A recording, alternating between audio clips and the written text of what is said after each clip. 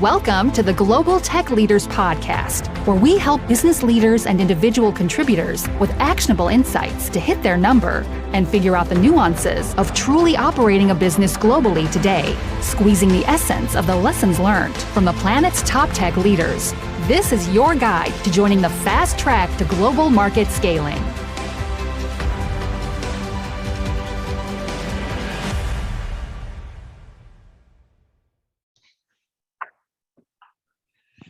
So on today's show, I'm very excited to welcome Karl Alomar, managing partner at M13. M13 are very much mixing it up in the venture space with accolades around Pinterest, Lyft, Ring, SpaceX, and Snapchat, to name but a few. Their approach is different, and I wanted to have Karl on to tell his story as to why they see the world from that perspective, their different view, as it were. So welcome to the show today, Karl. Hey Russ, how you doing? Thank you. I'm great, thank you. I'm great, thank you. So look, tell us about you to kick off. I know you grew up on this side of the pond, as it were. So take us through some of your inflection points in your career, what brought you to where you are today, and some of those turning points along the journey, if you could share with the audience. Yeah, it's a long journey, so feel free to interrupt in Please between go for it.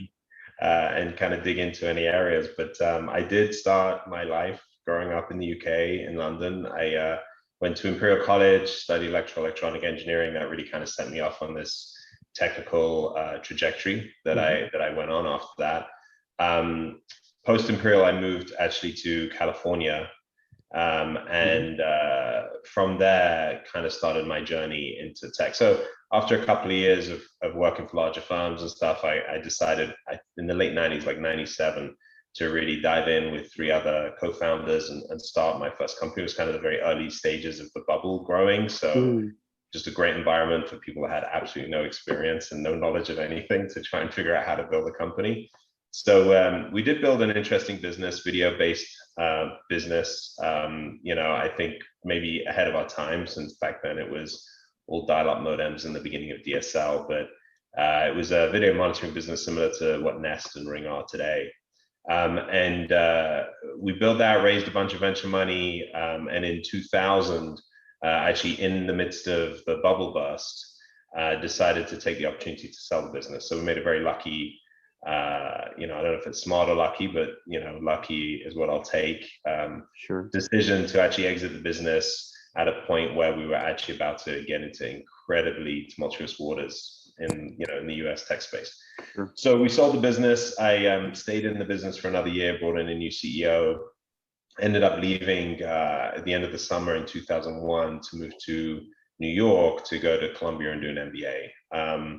After the MBA, kind of my juices were burning again and wanted to get back into building something. And so I joined a partner that I knew from my UK days and built a business as CEO again in fintech, and mainly centered around the idea of supporting the financial needs of CPG and brand type businesses that were sourcing goods from China. Back then, it was a very antiquated financial system in China, so there's a lot of opportunity to kind of really delve in and create a digital and automated fintech process for that. And so we did that, really grew incredibly fast, did very, very well. We grew it through 2009, where we got up to about 140 million in revenue, and then sold it in early 2010. And again, went through the midst of the financial crisis, and my career has been scattered with different crises, so I've definitely had to delve through and kind of navigate through those. After we exited that business, I after a couple of years of just the early stages of investing and advising and sitting on boards and stuff, I actually was asked to go and sit with the founders of a company called DigitalOcean. This is the point where they just released their first product. And so I went and met with Ben Uretsky, the CEO, and the other founders, and realized that they really needed a lot of help in just structuring the business and getting it ready for venture financing and kind of being in a position to scale and grow the company. And so I agreed to come on board for a few months and help them really get that sorted. And over the next 2-3 months, just did everything to build structure and process around the company. And then realized at the end of that this was a rocket ship opportunity and definitely worth much more attention than just kind of this short-term relationship. So I was asked to join on as chief operating officer. I agreed to do that and stayed with the company for the next 5.5 years to help build it from basically the ground up to about 250 million run rate, 500 plus people. So it's a pretty good outcome. As of today, it is in the public markets, went public on the New York Stock Exchange and is trading somewhere in the range of $6.5 billion today. So pretty successful outcome, really, really exciting, 5.5 years. Just saw incredible growth there, and how to build a machine, how to build all the different functions of business, just got an incredible amount of operating experience really, and maturation in my personal development. So from there, that's where the opportunity for M13 came along. I've known Carter and Corney, the founders of M13, for a few years before then. And they've been courting me for a while to ask me to come and kind of work on Fund 2 with them. So I started advising and working with them for about a year before I finally joined, where we were just structuring and deciding on how do we build a differentiated, like really impactful venture firm that is going to actually make a mark in the market, rather than just being one of hundreds of firms that are just being set up left and right. And just there's a lot of components of the formula of what they wanted to build and what I was excited about that really fit together. So I'm sure we'll go into that in more detail later. So I won't spoil the rest of the journey. But suffice to say, I joined in the beginning of 2019. I've been investing with M13 for 2.5 years. We're now entering into Fund 3. Just made our first couple of investments out of Fund 3. Really exciting times. Just such a great experience. And as you said, I think we have a very unique proposition on how we've gone to market. And so it seems to be ringing very true with founders around the market. Yes, I definitely want to dive into that in a few moments' time. But just winding back before we get to that, if we may, I'm hearing a lot of feedback from you on building around structure and process. Actually, it's funny, the coaster on my desk here has the following phrase. I don't know if you can read that. It's not my people, it's my process. Yeah. And it's something I believe in. So I'm a computer scientist by training. And I noticed you were an electronic engineer, and it seems to be a trait in this space that when an engineer approaches a business, they see it from a different viewpoint. That's been my experience.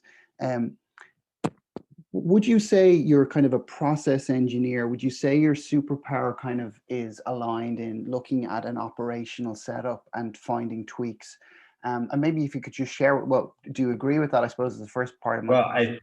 I think it's interesting. I think there's definitely an engineering perspective, but I actually think the superpower is in the connection between the process and the structured thinking and the creative vision associated with building a business.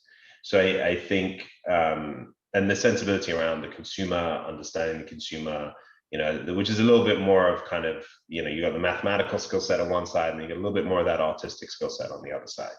And I think the people that can bridge those two are the ones that can really make magic. I like to think that that's something that I at least aspire to do.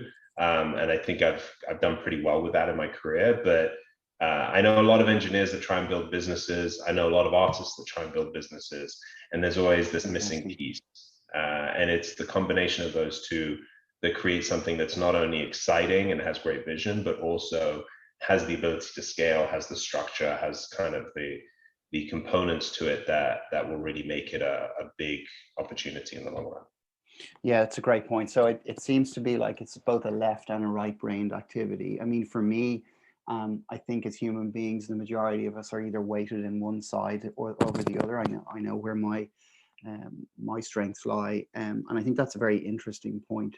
So just so I get this correct, you feel it's bridging the gap between the two is where the magic really happens? Because I know there's plenty of examples of I suppose what I say, lunatics running the asylum, I guess, where you've got too many creatives in a room and you can't actually get a commercially viable, MVP out the door. It's just not happening. So maybe could you share with us some examples about how you were able to do that, and maybe, true scale was really realized? I mean, you've a few notable accolades there in your prior experience, but what for you was maybe a few standout examples where you had that bridge, that cohesion, as it were?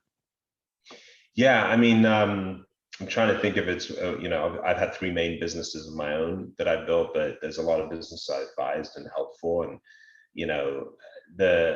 the best examples I can always think of are in the situations where I've been advising a business, and, you talk to entrepreneurs and they have great ideas and a great vision and a great thought of where to go, but they've never tied it back to what are the underlying business economics, what are the underlying business metrics? Like, does this actually have scale? Can you take this problem and multiply it out 1,000 times with the systems you have? Like, a lot of those are pretty general considerations. If I want to think about, the China Export Finance, the fintech business that we built in the 2000s, the big problem there was it was a very antiquated process to kind of structure, even in the regular market. Before technology's around, the process of getting long form agreements and detailed, signatures, physical signatures, notarized in some cases, left, right, and everywhere around the globe in order to facilitate a single transaction is just unattainable. You can't do that. So how do you creatively think about a solution for that problem that is going to make the customers feel good? So, we started using electronic signatures. This was before DocuSign. This was before, all of the proof points in the market that electronic signatures were valid. But we had to go through our own process and had to have the vision that to make this work, we have to allow people to execute, digitally and online and from different parts of the planet. We also introduced a set of, we kind of looked back into the past and said, okay, how can we introduce a set of documents that will be strong enough to support, in a court of law, and strong enough to do collections, but not, be so heavy-handed that it kind of encompasses a company and causes liens and all the things that companies want to avoid. And so we identified this bill of exchange concept that was back from the early 1900s. We digitized it. We underwrote it with AIG, and then we built a financial solution around it with, a syndicate of banks. And that created suddenly this system that worked, that legally made sense, and the scalability by making everything digital that allowed us to actually expand in a very, very big way, very, very quickly.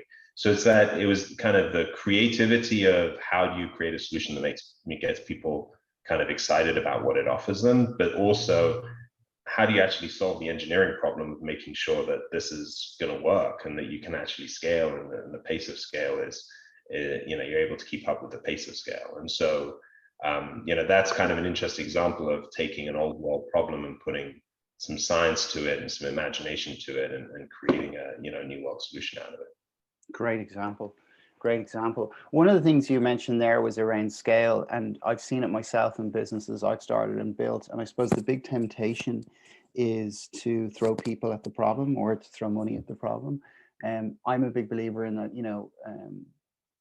those people can't fix, or money and won't fix, a broken process. You have to get the underlying process first. But how do you make delineation between, key hires, functional hires, and adding technology to a business? Like, what are some of the kind of important milestones that you insist upon before making kind of people and big technology and CapEx decisions?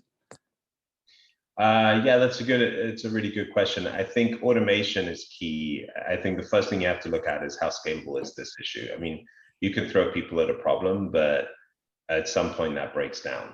If you're creating a function that ultimately would require thousands of people at scale to execute on one function, then you need automation. You got to cut that down because you can't manage that many people. The complexity of an organization as you grow individuals, because you have to start thinking about layers of management and everything that goes around that, and all the support mechanisms, it's just way more complicated than, I just have to have 1,000 people to do this one function. So I think the first thing you think about is, what's the scalability of the problem? If you have a problem that's not really scalable and it's a bottleneck in your business today, then it's better to take a breath, automate, take the time and spend the money to automate, because the amount that it's going to save you in the long run is countless. I mean, it's incredible. It's actually interesting. I was talking to one of our portfolio companies recently, and with this exact problem, they have an incredible business that specifically focuses on on process. It's a very operationally driven business. It's in the real estate, the prop tech market, and it's working in rental homes. And the whole idea of the business is they have the ability to kind of, rinse and repeat in multiple different markets and just grow at a really fast scale. But they keep hitting bottlenecks in terms of operational bottlenecks and things like that. And they had the big question is, do we just solve this problem in the short term by adding people and then we'll deal with it later? Or do we actually take resources away from something else we're doing in order to automate this? And my guidance to them was, what you actually should probably think about doing is building a bottleneck engineering team of 3-4 people, whatever it is, and have them focus on every bottleneck. Because as soon as you get through this one, you're going to hit the next one, and then you're going to hit the next one. There's always going to be bottlenecks in the process. And if you have a team that's dedicated, sometimes it would be your biz ops team, sometimes it would be like, I was calling it, bottleneck engineering team for this particular company. But it allows you to consistently think about automation and consistently think about scale. I think the problem you have is if you try and solve every problem with people, because there's countless problems, everything will add up to a point where it just gets to a crescendo and it won't work anymore. Just on you. But if you're able to chip away at automation through the life of the business and you start early with that, then you're always going to be able to keep up pretty much, because every time you solve one point of scale, one bottleneck, you're now able to let that run and grow by itself while you go think about the next one. And so to me, the process, as soon as you know that you're at a point where the company now has the ability to scale, so you've solved for product market fit, you've got the early signs of success and scale in the market, you're beginning to see the first symptoms of bottlenecks and scale issues in your business. That's the point at which you need to think about a constant effort to try and automate and create systems that will continue to grow with the business. An excellent perspective. I'm going to steal that. So bottlenecking is the solution. So you're solving one problem to create more for yourselves almost deliberately. So you can figure out, well, that's where the bottleneck is. Therefore, that's where my scale point lies. That's the kind of meeting of the two of forks, as it were. I totally understand that. That makes complete sense. You have to solve the problem of scaling first, of growth first, right? So you have to make sure you actually have a business that can grow. But once you've solved that, once you know your business has the capacity to grow, then it's just about getting things out of the way and allowing the business to do what it does. You mentioned a little bit earlier about being lucky, and you'll take being lucky. And, I often hear people say, I'd rather be lucky than good, but I don't really buy into that, because I think people are genetically built or conditioned from their environment to cope with adversity. You mentioned there, about timing it well around the dot-com bomb or whatever you call it at in the early 2000s, etc. But clearly, when I speak to leaders, they have this inbuilt ability to deal with adversity. And I'm a strong believer in the fact that it's not about what happens; it's about what you choose to do next and how you react. I totally agree with you on that, actually. Yeah. Maybe could you share with us some examples of where, you just, got up, dust yourself off and moved on, or, just saw a problem coming, but reacted in a particular way that allowed you to kind of steer around it, as it were? Yeah, I mean, I mentioned kind of in the brief introduction that I went through the bubble burst in 2000. And I also went through the financial crisis in 2008. 2000, I was in a tech company in California during the bubble burst, and 2008, I was in a fintech company during the financial crisis. So, my wife now will tell you that I would wake up in 2008, at 5 or 6 in the morning, taking international calls, and by 9 a.m. I was bright green just from all of the bad news I was getting. So I definitely have been through that. I think, with the first company, I talk about the sale. The sale really actually came. We had a $20 million round of, at that time, would have been like a Series B investment. And so we were really gearing up to scale, and we had all this money coming in. We'd signed term sheets. We literally on the day of going to sign the final contracts and taking the wire transfer. And that's the day the market started to crash. Wow. And so on that day, I remember there was a fire alarm in the office and everybody went outside. We were all standing in the parking lot. And then I got a call on what was then the equivalent of a cell phone.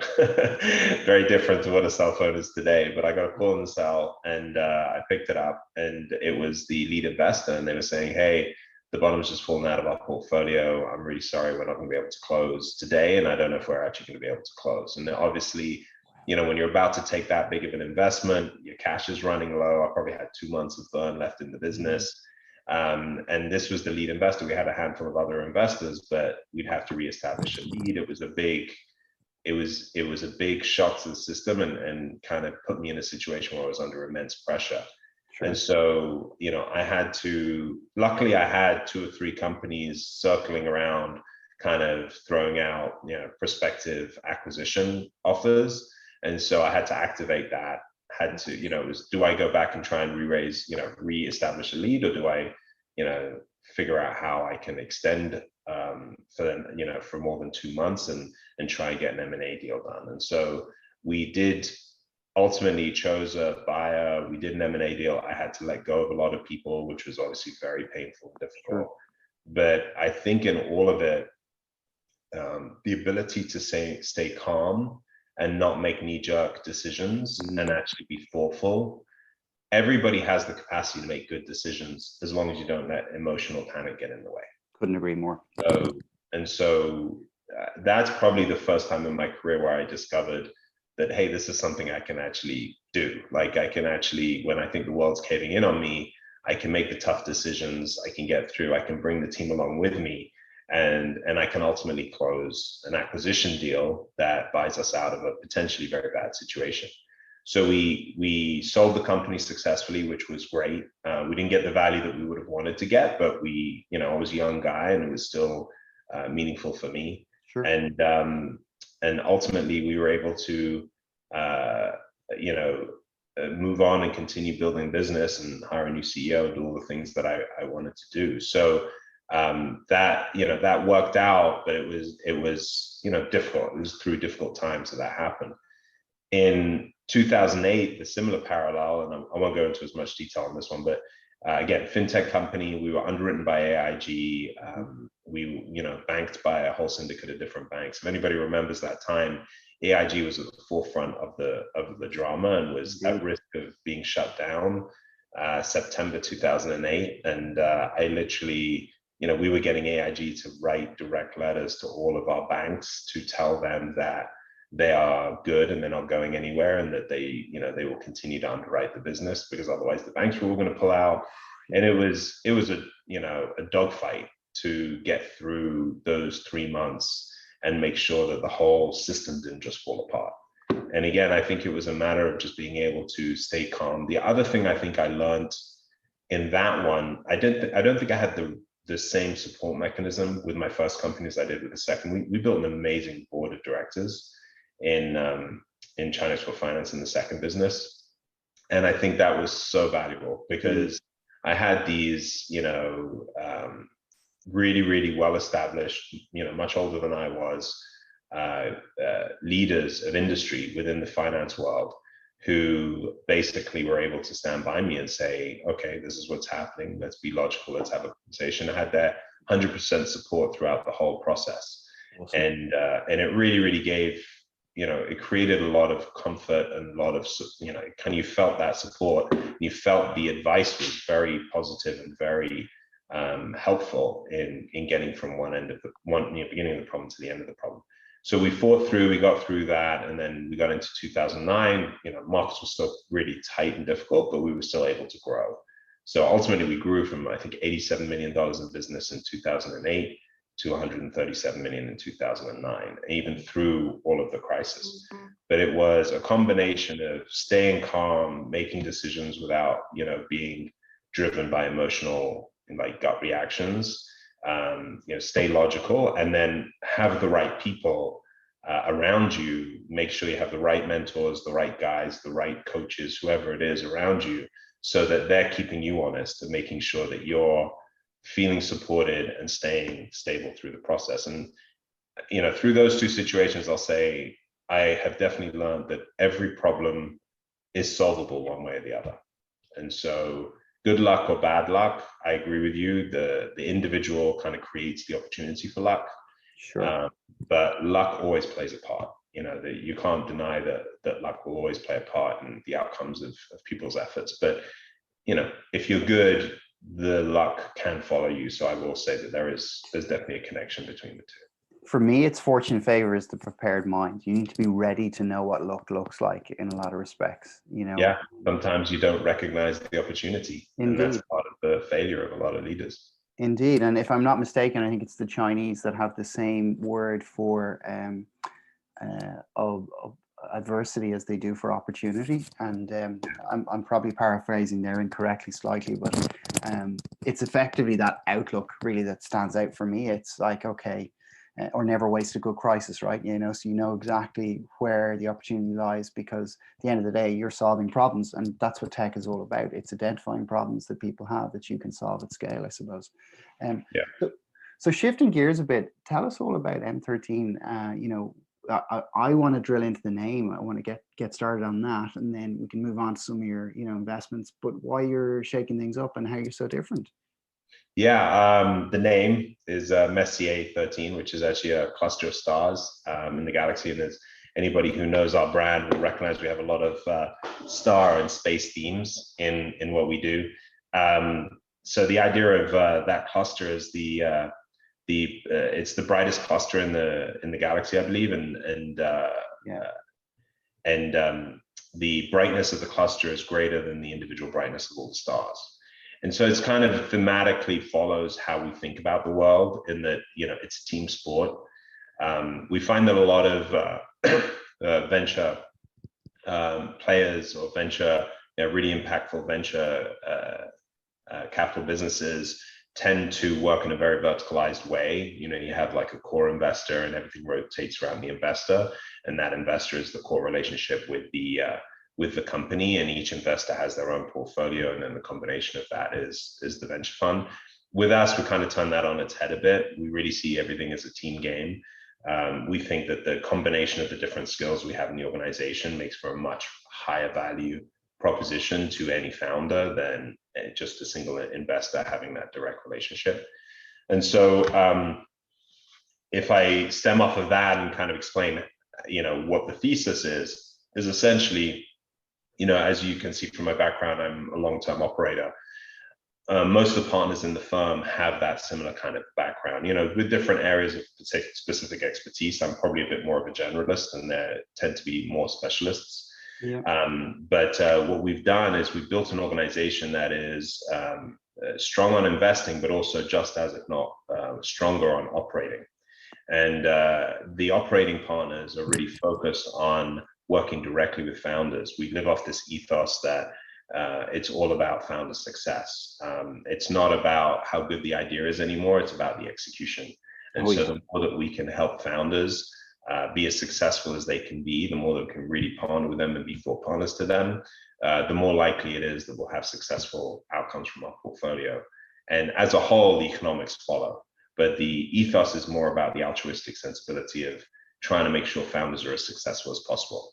And so what we did is we built an organization, and we actually invested a significant amount of money over and above any management fees that we have to build out this incredibly world-class operating team of partners, and generally focused around areas centered around growth, whether it's managing growth, whether it's driving growth, like experts in distribution or acquisition, experts in brand, experts in marketing, performance marketing, those things, product, or even if it's on managing growth, whether it's data, talent, finance, all the operational aspects of how do you actually manage a company through growth and create scale.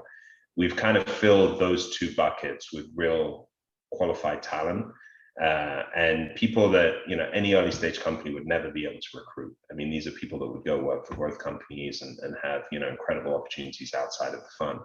But everybody in the fund is just really excited and inspired by this portfolio of entrepreneurs, and this portfolio of founders that are just so creative and so capable. And I think we're all dedicated to the idea that we want to be part of their journey. And so our ethos is we will go out, we work as a team, we collaborate on investments, we collaborate post-investment. And as we build this portfolio of founders that we think is incredibly strong, We then get behind them, we support them as thought partners, depending on whatever their problem sets are, depending on whatever it is that they're dealing with. We have the ability with the experience and being able to see around corners to help them through problem sets that they may never have even expected or never experienced before. And that's really a reflection of my career, where I have often found myself spinning in circles on a particular problem that I just wish somebody would come in and say, hey, Karl, this is the way you deal with that. And so much time wasted, so much money wasted in doing those things. And so we think that if we can cut that out and allow people to move faster as a result, make better day-to-day decisions, they're going to build bigger, better companies. They're going to be far more difficult to compete with in their category. So that's the general theme. It's like a true operators fund, very active post-investment, very actively involved in the businesses. We talk about the whole portfolio, every week. And so as a result, any founder can call any partner and say, hey, I'd love to get some guidance on data. And that partner will have a pretty good idea of what the business is doing and where they are and how they can be helpful. And so that's the general theme of how the fund works. And it seems to be resonating incredibly well with the community. And we have an incredibly strong NPS with our founders. And so we're really enjoying the fruits of all that effort so far. Wonderful, wonderful. Well, in terms of the fruits of that effort, I mean, maybe could you share with us one of your kind of passion projects or, technology you're very excited about? I mean, there's obviously some very recognizable names in your portfolio. Yeah. All credit to you. But if you're happy to share one of those and why you're so passionate about that, please do. But maybe talk to us about particularly the technology that's very disruptive that you believe is definitely headed for great things in the future. Yeah, I think that we obviously we invest in consumer tech. A lot of the bigger names you see are names that we invested in out of Fund 1 because obviously they've matured now. We think that we have just as many opportunities coming out of Fund 2, but obviously they're just in earlier stages of the business. There's a couple of really exciting businesses when you think about consumer tech and kind of what technologies are evolving the way consumers behave. And what opens up markets for consumers. We have a company named Chef, which is kind of the equivalent to Seamless or one of those businesses, or Grubhub, but really focused on at-home chefs, at-home cooks. So beginning with real focus on kind of this ethnic varieties of food that people cook at their home, and they'll go back to their mother's or grandmother's house to have like the weekend meal. And there's these amazing chefs that are tucked away in big cities that nobody gets to taste their food. And so Chef actually has built a solution to facilitate a marketplace that allows them to deliver their food in the same way that a typical restaurant would be able to. They've launched in a number of cities now and continue to expand, and they're just doing incredibly well. We came in very, very early. Andreessen Horowitz came in after us, and they've just done another big round very recently. So we see incredible growth trajectory on them. That's really exciting to just see that scale and that ability to kind of create real market share. Other things we invest in, we've got some crypto investments. I think we generally like to look at more platform-oriented crypto investments. We have an investment in a company named Lightning Labs, which is run by a CEO called Elizabeth Stark. So she is very, very influential in the crypto space. But the key thing about Lightning is that they have built solutions on this second layer, which sits above Bitcoin, which actually allows Bitcoin to become a medium of exchange rather than just a medium of reserve. So a lot of people look at Bitcoin and say this is like a digital gold reserve. But Lightning is a layer that's been built on it that a lot of big organizations are beginning to lean on now, that allows you to transact in real time using Bitcoin and take all of the reserves that sit in Bitcoin, which is the largest of obviously all the blockchain technology. Sure. By volume, and actually use that in real commerce, whether it's micropayments or larger things, but it creates that immediate ability to exchange. So you see, so many big organizations, whether it's Square or PayPal, whoever it is, buying big reserves in Bitcoin and you begin to understand that all these people are thinking about how to use that as an exchange, how to use that kind of flow to support an exchange mechanism. And so we've invested in Lightning. It's a very, very exciting investment for us. It's the early days. It's kind of the future of how exchange will happen within digital currencies, we believe, and really excited as we see all these companies that are building on top of that, hopefully to make it kind of the future stripe of cryptocurrency. That's kind of the vision and the interesting opportunity there. There are plenty of others. I think another one that's really interesting is doing very well is a company named Capsule. Capsule is a digital pharmacy. They have publicly launched in about 7 cities, but I know that they're rolling out, I think, up to 26 cities across the country. Started out of New York, but it just facilitates all of the pain and all the difficulty that you have to deal with when you're in a pharmacy in terms of getting your prescriptions filled and actually having to go back and pick things up physically, and automates it all on a digital platform, and just becomes incredibly convenient and easy for the consumer to use. So again, it's just taking an old process and then modernizing it using kind of the modern method of new technology to kind of change the way in which those things are delivered. And they're doing incredibly well as well. Just done a very, very large round recently. And so you can start seeing these values climb very significantly. Absolutely. Great examples. Absolutely. Thank you for sharing those. I suppose as we shift gears here, a part of your success in my mind, and when I speak to leaders in a similar vein to yourself, they would always have a vision around leadership, a belief structure, a set of values, etc. Clearly, you've been successful with bringing people along for the ride. Maybe just share with us a bit about that and how that's come about, and some of your philosophies around how to achieve great success and set the tone for culture in an organization. Yeah, I've learned a lot of this stuff the hard way, right? Which is what we all do. Best way to do it. So, the first thing that I think I can touch on is just the value of great people. What's really interesting, I have this conversation with founders in our portfolio a lot these days, is you don't realize how good people are until you get to the next stage of growth, maturation of your business, and you realize suddenly this whole floodgate of new people who are even better than the people you saw before. You think now you're seeing the best people in the market. And then at the next stage of maturation, you realize, oh my God, there's even better people than that. And you really don't realize the quality of talent that's out there. The ability for a founder to acquire talent ahead of the time that they're in allows them to accelerate through building a business so much more efficiently. And so building a really good quality team, I think when you're young and a founder, as I was, you think you know better than everyone. You think you can do everything better than everyone. Sure. You kind of have this innate arrogance because you're just this type A, aggressive founder, sure. Kind of pushing the limits of everything.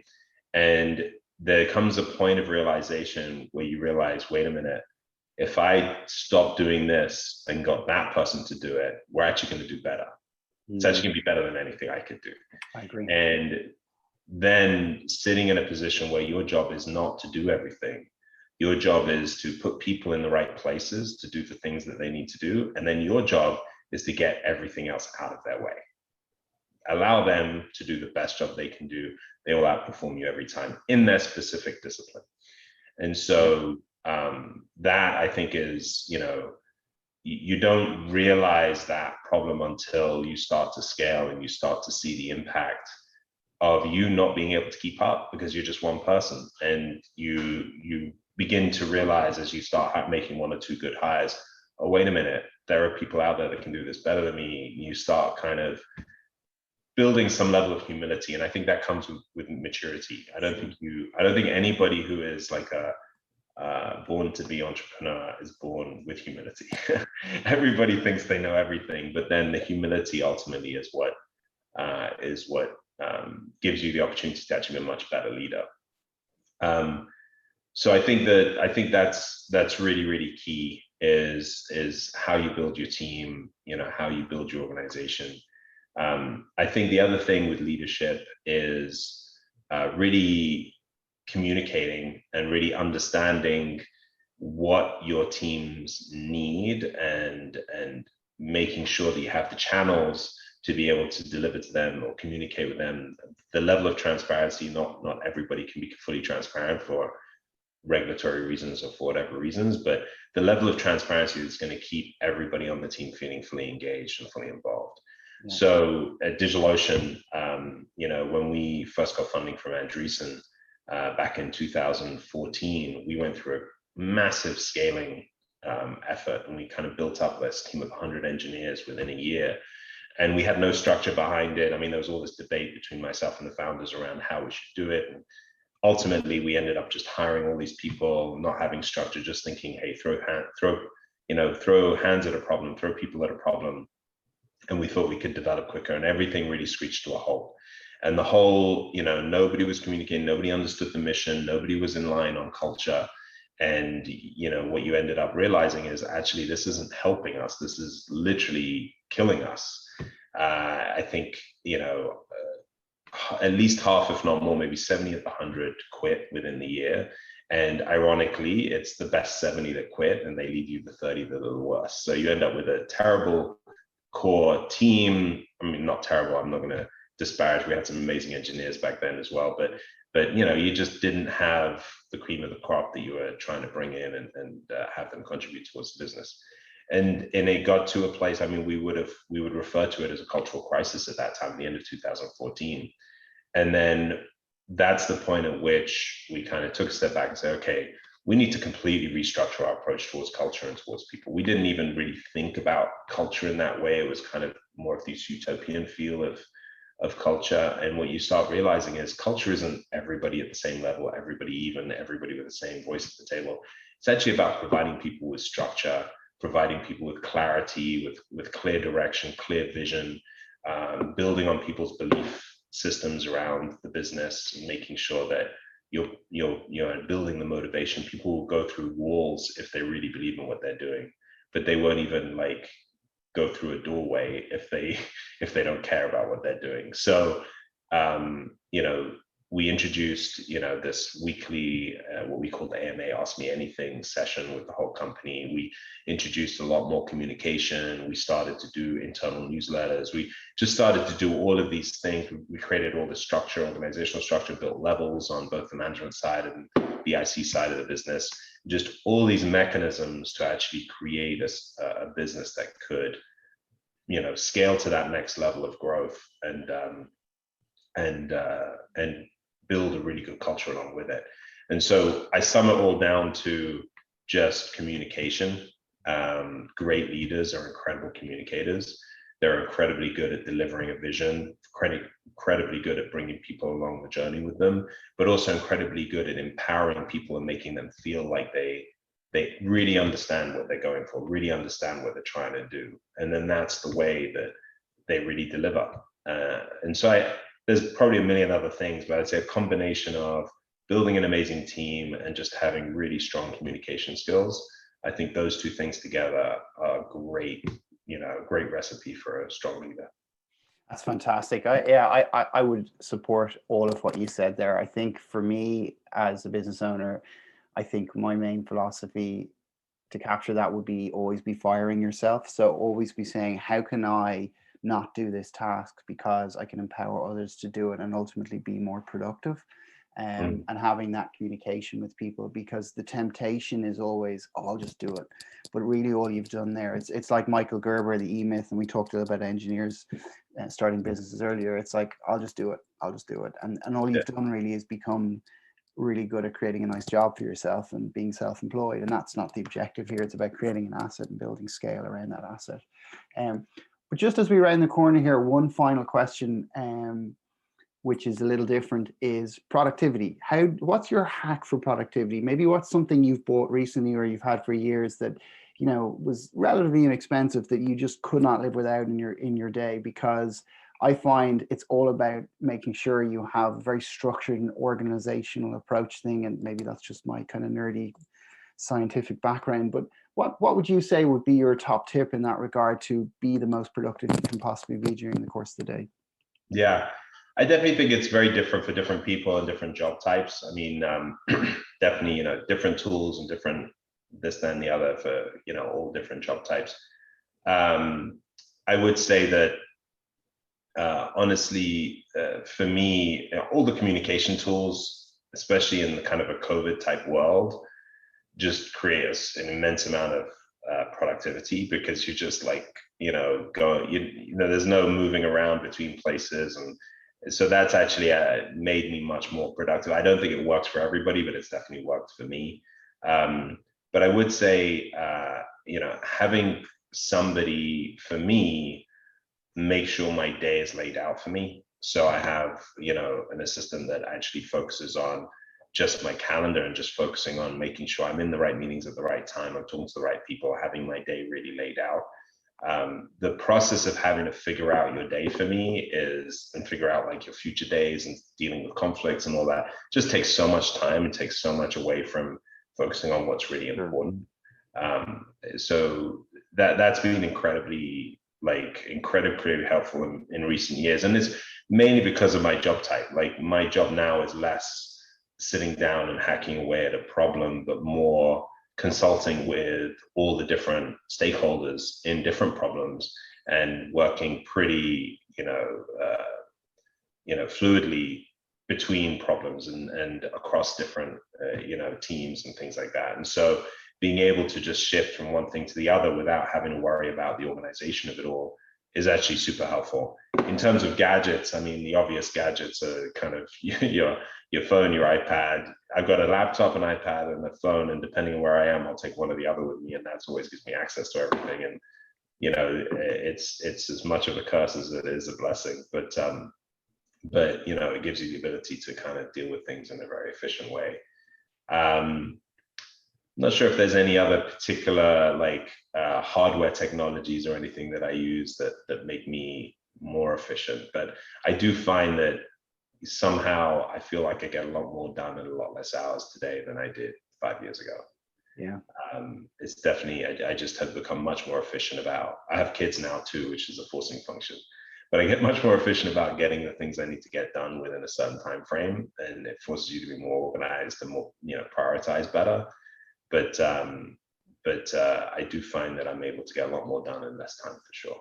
Yeah, and that's a bit of a positive around COVID and lack of commuting and so on. And I think for me, if it's not in the calendar, it just does not exist in my life. It's that simple. Yeah. And I would be absolutely lost without my assistant too. I'm entirely grateful for all it's done there. And I even put personal things in. I mean, birthdays, holidays, weekend events. If it's not in the calendar, it's not happening. It's that simple. Yeah, I completely agree with you. Yeah. I get the phone call morning say, "Hey, Karl, remember it's your anniversary tomorrow, so you need to get some flowers." Yeah. Yeah. But I have everything kind of all packaged away, so everything's just laid out. I don't have to think about those things; they're just there for me. And when I start my day, I know what's ahead of me, and I go ahead and just execute on what's right in front of me. Awesome. Absolutely. Well, gold in there for sure. Well, look, I want to thank you for your appearance on today's show. It's been very informative for me, and I know will be for our guests, our listeners as well. I'd certainly welcome you back in future shows if you're up for it. So thank you again. Yeah, absolutely. Thanks, Ross. Appreciate it.